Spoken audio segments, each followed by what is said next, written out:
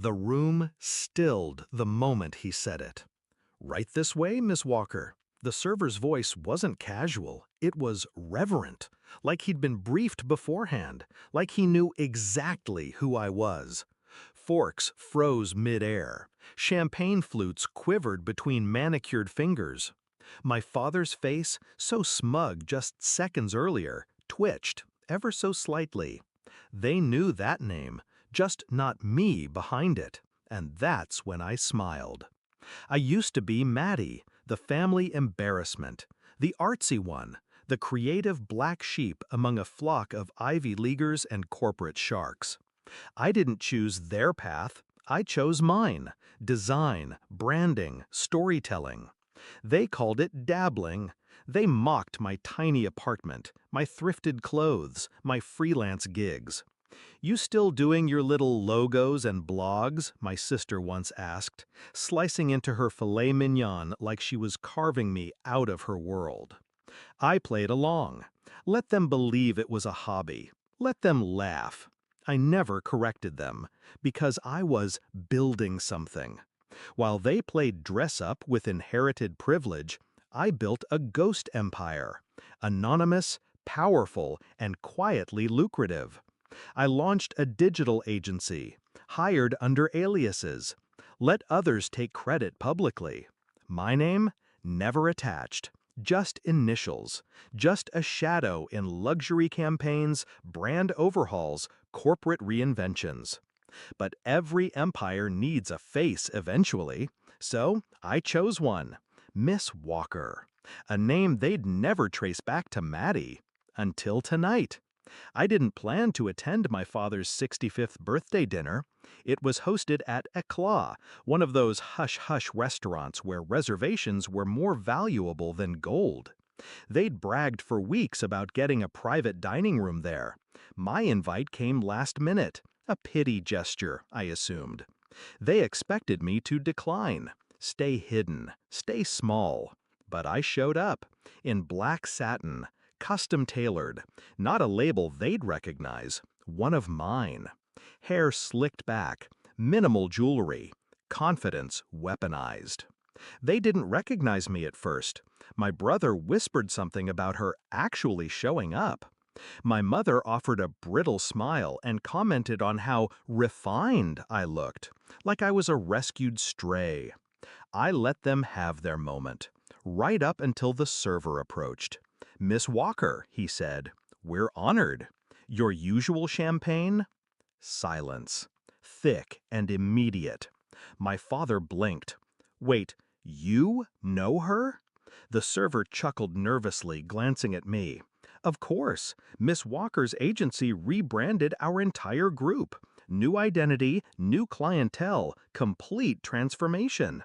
You haven't seen the press?" I hadn't paid him to say that, but I didn't need to. Truth has a way of detonating when it lands. Flashback to 6 years ago. I'd shown them the pitch deck, one I'd spent months building. It was lean, elegant, aggressive. They laughed, said I was cute for trying. My mother warned me I'd be poor forever. My father, glass of scotch in hand, said, "You're not built for high stakes, Maddie. Stick to Etsy." That night, I walked home in the rain, alone, shaking. Then I deleted my real name from everything, became Walker, ruthless, unattached, unapologetic. I worked 18-hour days, studied behavioral branding, market psychology, algorithmic targeting. I infiltrated their world through my work, redesigned banks, luxury retailers, tech firms. Their favorite products, reshaped by my hand. They never noticed, until now. My sister broke first. "Wait, are you saying you own this agency?" I turned slowly, took a sip of champagne. Let silence hang. Then, "No, I am the agency."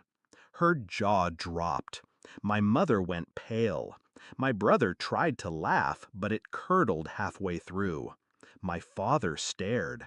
"You're Miss Walker?" he asked. I didn't answer. The maitre d' appeared moments later. The executive chef would like to personally thank you for your work with the brand, ma'am. If you'd like to tour the kitchen. I waved him off gently. I'm dining with family, I said. Family. The word tasted like ash.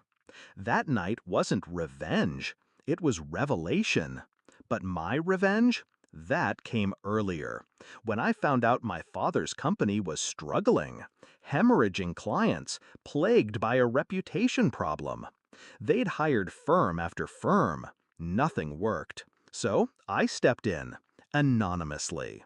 My agency submitted a proposal under a different brand name. He never knew I was behind it. Signed over full branding authority. Paid us 7 figures. Then I burned his legacy from the inside.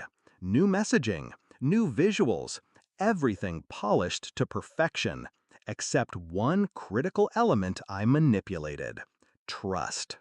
I planted subtle seeds of unreliability in the brand voice, tiny inconsistencies, subconscious triggers, enough to erode investor confidence, spark rumors, leak client uncertainty.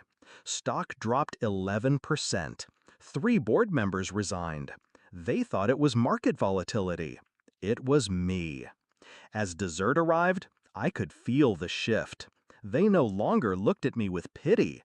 They looked with fear.